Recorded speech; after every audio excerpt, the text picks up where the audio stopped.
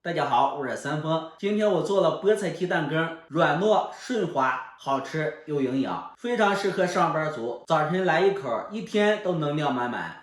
两面菠菜洗净后，用热水焯一焯，焯掉它的乳酸菌。装入料理机，加少许水，打成菠菜糊。打好的菠菜汁需要过一下滤。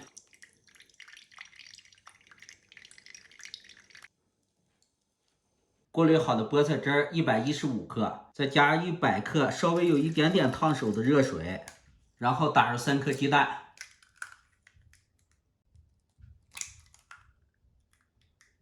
用洪荒之力把它搅拌均匀。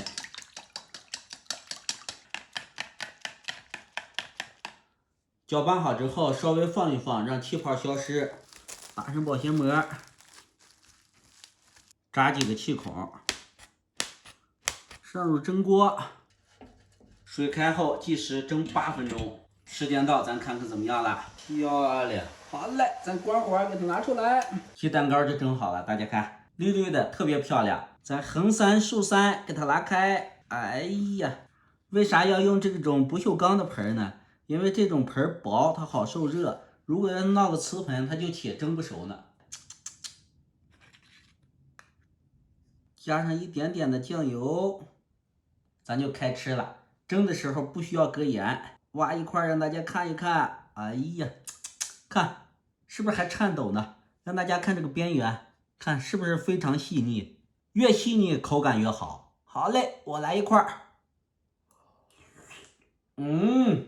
爽，绝对是小孩和老太太的最爱，也适合上班族。你早晨热热乎乎的来这么一口，一整天都能量满满。要想做好它，注意2点：第一，我们要用温水，菠菜糊中兑一点点热水，让它温的；第二，搅拌好之后放一会儿，让它气泡完全消失再蒸，这样蒸好之后它就特别细腻，没有气泡。哎呀，再来一口。